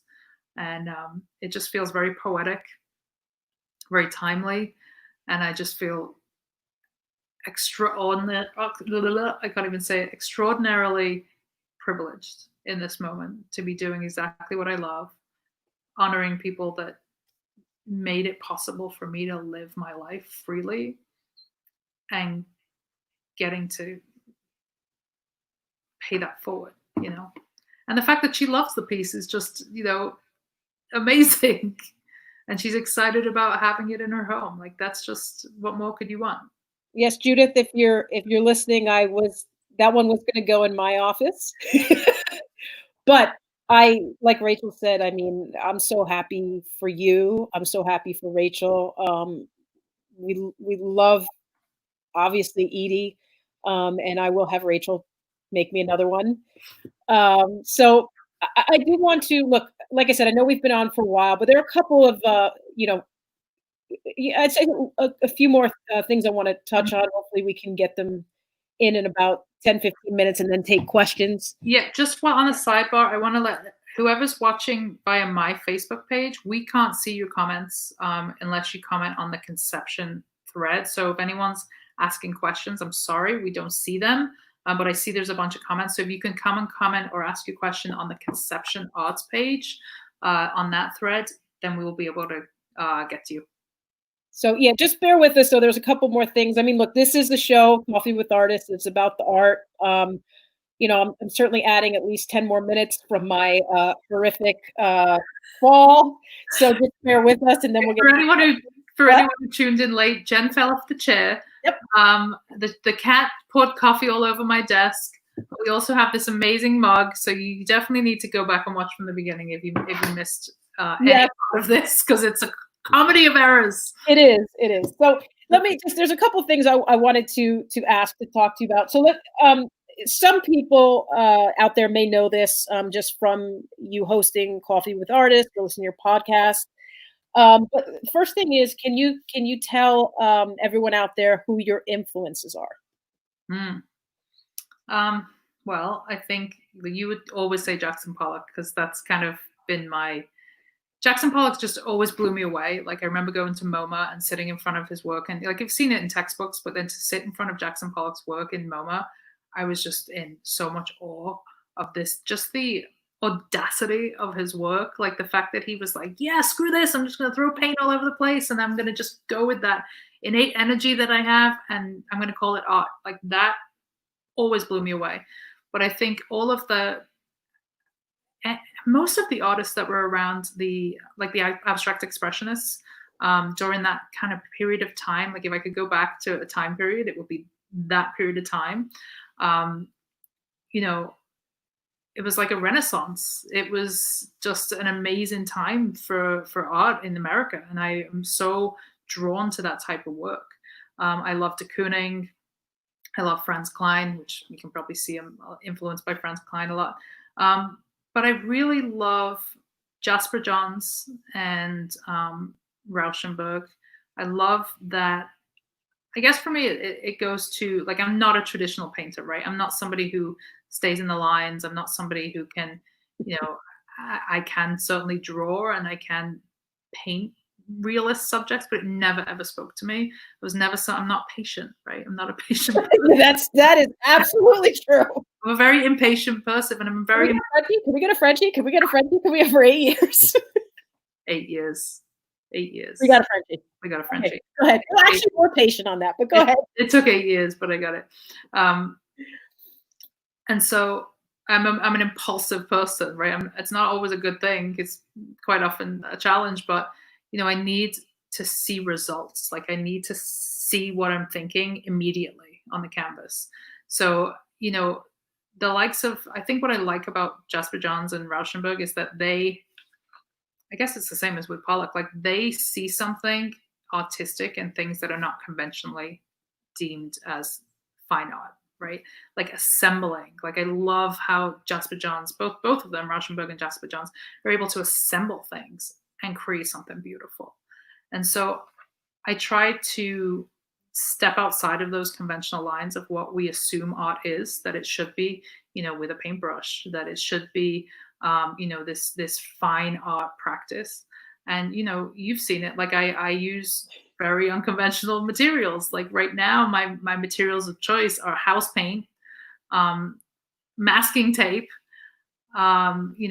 printed iconography, and paper. And it's not your conventional artist palette, and I love that. I love the freedom that it gives me, and I love that we can be expressive without following the direction that we assume to be what we've been taught of what art is, right?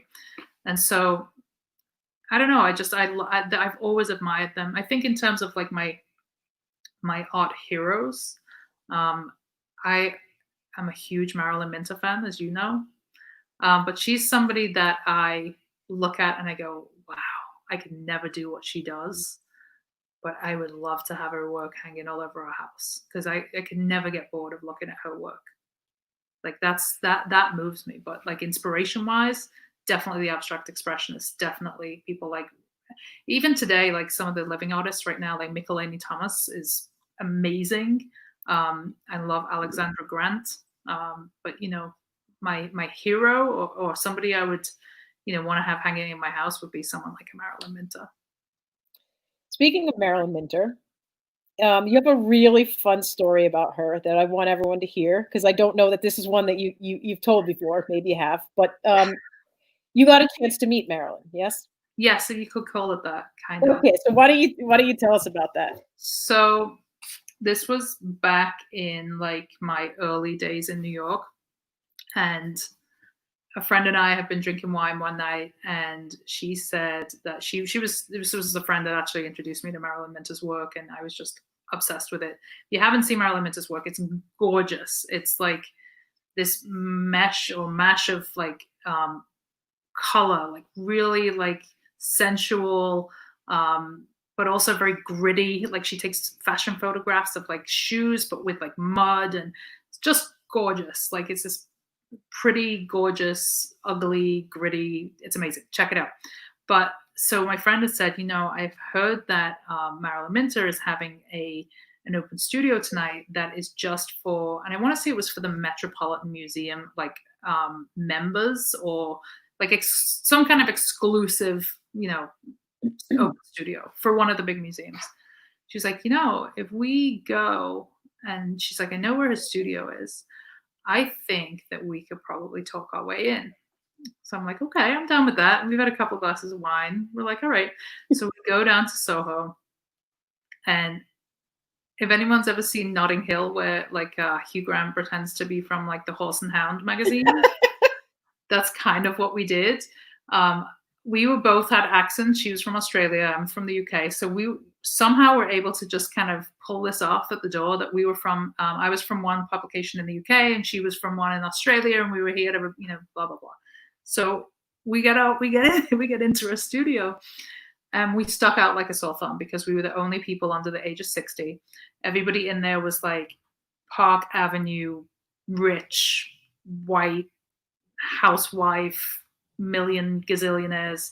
And it was really obvious that we were not part of that group. But for the brief time that we were able to get in there before we were like, okay, we got to go, it was amazing. And we got to hear Marilyn, talk about her work, and her dog was kind of running around the studio. And it was, I got to see like her paint, and like, I remember just feeling like, wow, this is like what a real artist studio looks like. This is what a real artist, this is what their life looks like. And, so she's talking to all of these, wealthy people, probably museum donors. And right as we're about to leave, I'm like, I got to at least like shake her hand. And so, I went to leave and I was like, oh, I just wanted to thank you, and I shook her hand, and she was like kind of distracted doing other things. But when I looked at her hands, as I was shaking her hand, she had paint on her hands. And I was like, you know what, for all this glitz and glam and this, part that she's having to play right now in front of these wealthy donors, she's still an artist. She still got paint on her hands. And I felt like this like connection. Like I have paint on my hands. Yeah. And I was like, you know what? All of this doesn't really mean anything. That's like, amazing. It's that drive, that passion, that energy, that obsession to always be creating. That's the most important. I'm really glad you got a chance to meet her. That's so cool. Yeah. And hopefully I'll meet her again and I'll be able to tell her that story someday. I've been trying to interview her forever, but to respond to my email. So maybe one day. If this ever gets back to you, Rachel would love to interview you on Coffee with Artists.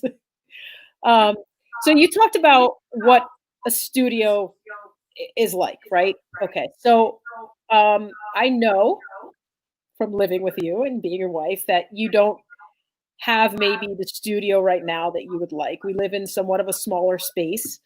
So you don't have the conventional studio. Not having that space, can you tell us, kind of what you do have and how you're creative with the way that you do create, and maybe possibly some struggles that have been created by not having your own separate studio? Well, like I said, I work big, as you know. I've never been able to work small, and I work messy. Let's be real. It's funny because when I interview, I'm always complaining about that. Yeah, you're good though. You're really patient.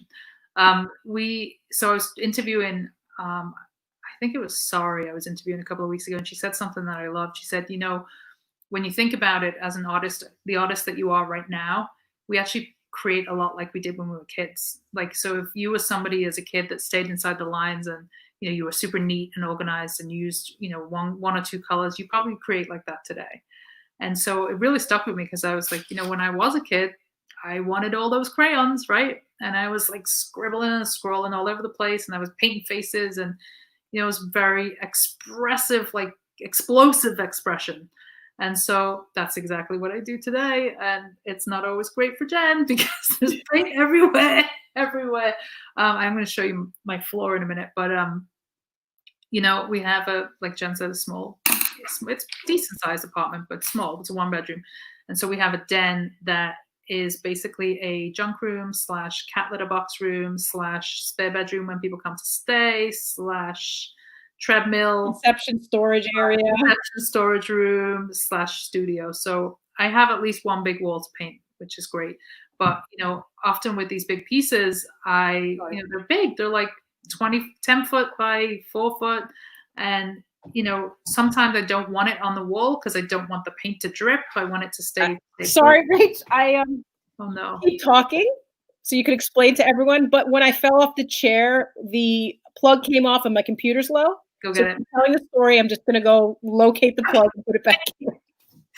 So So I have to kind of like work with what I have, and this series has been really challenging because it's 30 pieces plus I'm actually working on a mural, which I'll talk about in a minute. But it's huge pieces of paper. Like this piece behind me right now is relatively small, but I've been hanging up like 10-foot by 5-foot pieces, and so I get a lot of paint all over the house. And poor Jen is like, oh, and hopefully my landlord is not watching this, but here's the floor. As you can see, it's got quite a bit of paint on it, but as I always tell Jen, it does come off. It does. Don't worry. Does the scrubbing, and I always but I get stressed out, and then you remind me, and we do this thing, and I'm like, okay, and you're like, we laugh at each other, and it's fine. I have ruined way too many items of clothing though, because I'm like, I'm not going to make a mess. I'm just going to go in and do this, and then there's paint everywhere.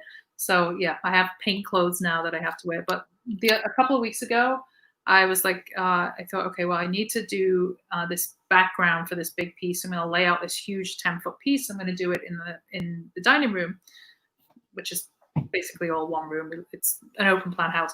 So I did that, and at the time I did it, we have 2 cats and a dog. The cats were both on the couch. In about the space of 30 seconds, both cats ran through the painting and somehow got absolutely covered in paint. Like not just even like a little bit of paint, like everywhere. In their tails, their paws, their ears. Like, so we had to basically lock both cats in the bathroom and remove paint. So I learned my lesson. Yeah, it was total chaos because I guess Frank was in the crate, so that was okay. But, we had Shepherd who walked through first, and he had paint on his tail, on his paws, and so we grabbed him and we're like running around, and then you went back. I was trying to get the paint off, and you went back out to try and take up the painting from the floor. And before you knew it, our best child, when I say best, I mean best behaved child, somehow, I guess, was trying to run away from you and also ran through the paint. And so we're, juggling all this stuff and trying to desperately get the paint off the cats, because people who know cats know that they lick everything. You don't want them to be eating the paint. And so, yes, this is some of the trials and tribulations of trying to make a studio out of the space that you do have. But we make it work. And now I stay in my little area and I don't bother the cats. That's right. We always have to make sure everyone's in a safe place. And it was extremely funny. It was a little stressful at first, but it ended up being extremely funny. And the cats were like, "Why are you doing this to us? Don't touch us. Why are we wet? What is this water?" Yeah. But it did work out. So, let's see. Let's see does anyone have any questions at this point? There were lots of comments. I do want to say, Daniel James, I have been seeing your continued puns about, especially the one about the bench, the broken bench. Daniel, you are very funny. Thank you. No, okay. It says Daniel James says Frank is feline Jackson Pollock. Actually, Frank is our Frenchie, so he is not a feline. Shepherd is the cat. Shepherd is the cat. We have Robbie, who is 16. Unfortunately, he's on chemo and the thyroid medicine and antibiotics, but he keeps plugging. And then we have an asthmatic cat. And what? We have an asthmatic cat. Right? Yes. We have an asthmatic cat who's 5 years old, Shepherd, who is the prince of the house. Okay, so you may have to help me with this, Rachel. Now, Rachel is the technical one. We're going to try and get through your questions here. So I'm just going to show my shirt first of all. Hang on. What does it say? Go ahead. You can either buy clothes or buy pictures. Gertrude Stein, and you got that? You got that in a museum somewhere, right? I think so. Yeah, Gertrude Stein. Do you want me to go back and pull up some of these questions then, because I can actually see them from here? Yes, that would be great. So we can make sure we answer people's questions. Daniel is very funny. He's hysterical. Okay, so Daniel says, like your questions of art success barometer should never be about the money for practicing artists, as that's not the point of creation. Also, like that you're waving a paintbrush like a magic wand. Question: when you moved to New York City, what music most influenced your work? Ooh, good question. Stevie Nicks. So that hasn't changed. No, Stevie Nicks. I had like a Fleetwood Mac epiphany when I moved to New York. I feel like I knew Fleetwood Mac, but I didn't really listen to Stevie Nicks. Like I listened to her when I moved here. Something like almost spiritual happened to me with Stevie Nicks. Like I just felt like she was speaking to my soul. In fact, a lot of the early work that I created was named after Stevie Nicks songs. I had Silver Springs, Sarah, a ton of work. But yeah, I just absolutely love Stevie Nicks, and she will always put me in the mood to create. Still today. Hopefully that answers your question. Jan Phillips, are you okay? When I fell off the chair. Again, for those of you who weren't here in the earlier part of this episode of Coffee with Artists, this happened. We cannot wait to replay it. You know, look, I've lost some weight recently, so this is kind of upsetting because I'm like, am I that heavy that I split? Okay, so we're sitting here, everything's fine. All of a sudden, I'm no longer in the screen. This chair split. I ended up on the floor. If you haven't seen it, or even if you have, and I assure you that Rachel and I will be watching it for the rest of the afternoon and laughing as we like to do. I'm going to make a GIF.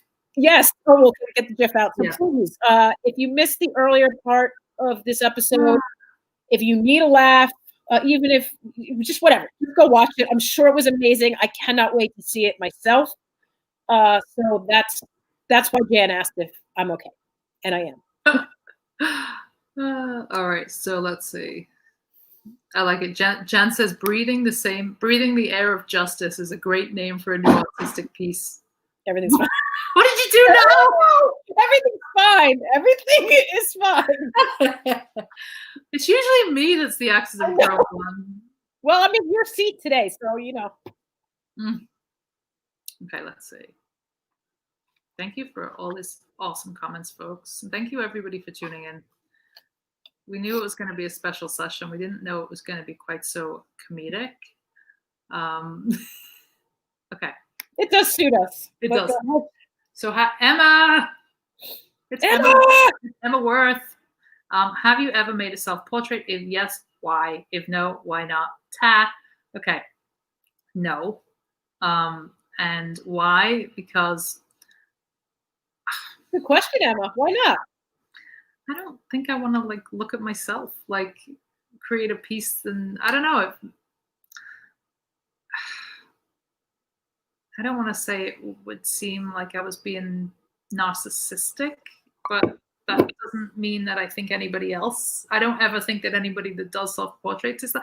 I don't know. It's obviously my own issue. I think that there's other people that I want to honor, and maybe I just don't want to look at myself hanging on the wall.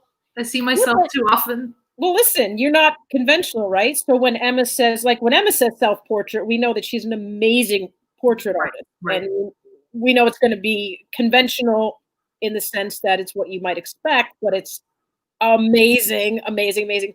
But your self-portrait wouldn't necessarily be like that, no? No, it wouldn't be a painting, obviously. Right.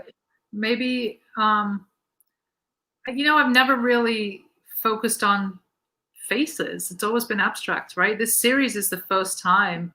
Yeah, but again, with your self-portrait, you see, you're thinking conventionally, right? You're not conventional, so maybe a self-portrait doesn't. I think that the abstracts are all mental self-portraits, right? They're all expressions of whatever's going on in my mind at the time. They're very intuitive to what I'm feeling and experiencing, but like a literal portrait of like self, right? Well, Em, you know how much of a struggle it was for me to give you a photograph for your portrait of me. Which is amazing, by the way. You're so talented. Emma Worth is doing, I'm sorry if I'm outing your series here, Em, but she's doing a series of, incredible series of artists during quarantine. She's created one of me, one of Suzanne Scott, a couple of other people. They're amazing. But Emma asked me to take some photographs. It took me about 60 photographs before I was like, all right, this one. It's hard. It's hard when it's you as the subject. Like it's very, there's a vulnerability, right? Like it's letting somebody in on a deeper level than just a photograph, because you know that that person's going to be laser focused in on every little crevice and detail of your face. So I'm excited. Yeah, but when your face is as beautiful as yours, what difference does it make? Oh, stop. What does your mom, what your mom goes, stop. My kooky mother. What else do we have? Shout Thanks, out. Emma. That was a wonderful question. Yeah, thanks, Em. Danielle, what's up? Danielle is a friend from home back in the UK. We have lots of funny stories that we could tell. Let's see, Jen. Okay. I always wanted the box of crayons that was so big in my mind. It came with a crayon sharpener. I colored outside the lines, and my desk is scattered with papers, and I'm drawn to abstract life. What's your advice to growing old and nurturing the creative spirit in all of us? Oof. I think you just have to not overthink it. I think I've been guilty of overthinking it because I'm always thinking about the end result as opposed to just creating just to create.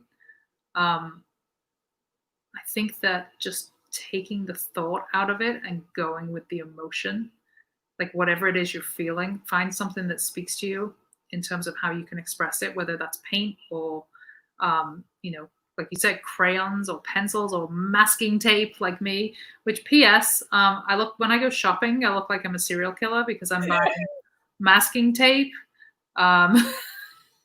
Just some very strange things, but find something that speaks to you. It doesn't have to be that conventional way, and experiment. Don't be afraid to play, right? That's something I think we forget to do as quote unquote grown-ups.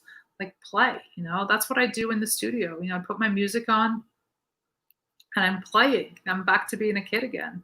And that keeps that spirit, that keeps those fires burning for me. It's when I have like a drought, when I step away from, just going with what's in my soul, when I try to do something for purpose or for meaning, that I really lose it. So I think my advice, not that you need any advice, Jan, because you're one of the most creative people and the best cooks. I miss Jan's cook. We hope I miss her today, by the way. Best host ever. Best host ever. But yeah, stay and play, right? I think we all forget to play. All right, Danielle, can I please have that is funny. You can't blame a girl for trying. So for those of you who didn't see it on the screen, it says, I'm obsessed with Frank, as you know. It's from, where'd it go? Oh, okay, go ahead. I'm obsessed with Frank, as you know. My question is, can I please have him? Danielle, you can babysit Frank anytime, but you got to get over here. Are you going to make a new artwork from the broken love leg? Daniel, you're amazing. I think that is going to become a sculpture. Oh yeah, that'd be really cool. If anyone does sculpting. Okay, so for our collaboration, a potential non-conventional joint portrait. Ooh, I like that, M. I think we should absolutely do that. That'd be fun. That sounds amazing. Cam! What? Cam's in here? This is Cam. Oh, that's Cam? All right, what's Danielle say here? Your work certainly did what you set out to achieve, as I was educated by it, as there were a few of the subjects that I didn't know enough about, so thank you. You're welcome, Danielle. I think that, I still feel like we're only scratching the surface with these 30 subjects. Right. There's so many more, and there's so many people that are coming to me with like, oh, this person, like, they may not be in the public domain, but they really change things on like a grassroots level. Right. So I think that, sorry, Jen, but this is not going to be the end of the series. There's going to be more stuff in the house. No, I don't think I'm going to stop at 30. I think that I'm probably going to continue to do this. And, I encourage anybody that has people that they, are inspired by or that really help them on their journey, like, let me know. And then we'll try and bring some attention to them. My hope is that we do get to take this, like I mentioned earlier, to some institutions or even just online, just, being able to talk about these people so that people, do learn who they are and can have a more well-rounded idea of, who paved the way and on whose shoulders that we do stand. Thank you, Rachel. This has been wonderful. Not just, again, for Daniel's sake, not because we had a a chair falling. But it's been wonderful to do this with you, as everything that we do. Again, you guys, I'm sorry, but I am obsessed with Rachel, That's and cool. she's a wonderful human being, and a wonderful wife. And I'm not going to cry because you're not going to make me cry on your show. But please do check out her work, Rachel. If you want to add in the comments your website, for anyone who's interested. Please do continue to follow her series. Again, even if you're not so inclined to purchase anything, just to educate ourselves, and certainly if you are willing and able, please do otherwise donate to the task force. Rachel, you can put that stuff in there as well. Is there anything, again, we have so many more things we could talk about. I'm sure people need to get on with their day. Maybe we can revisit this another time, and talk about some of the trials and tribulations of conception arts itself. Right. That'll be our next one. Yes.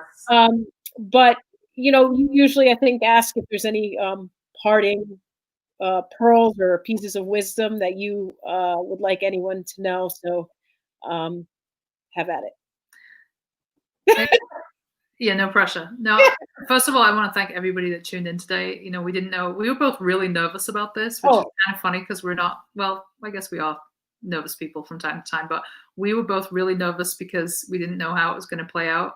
So thank you everybody for the love and for, just tuning in and spending your Saturday morning with us, or Saturday afternoon if you're in the UK. I heard something this week that stuck with me that I would like to pass on.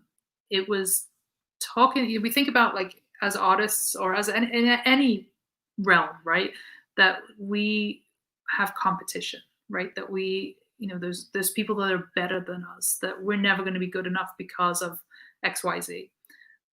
Like, I am working really hard on changing my mentality to a mentality of abundance as opposed to a mentality of scarcity, right? That there's enough for all of us, right? There's enough, there's plenty out there, that we don't need to worry that, this person is better or that person is better, because there is something and someone and somewhere for all of us. So I want to leave you with that. Scarcity has no place in my mind right now. We're thinking about things from an abundant place. And obviously, happy Pride to everybody. Shout out to all the allies out there who, support and love LGBTQ people. And thank you so much for spending this time with us. It's been an absolute pleasure. So that's it, you guys. Yes, happy Pride, and love does always win. Amen. Have a wonderful day, everybody. Have a great day, folks. Thanks for tuning in.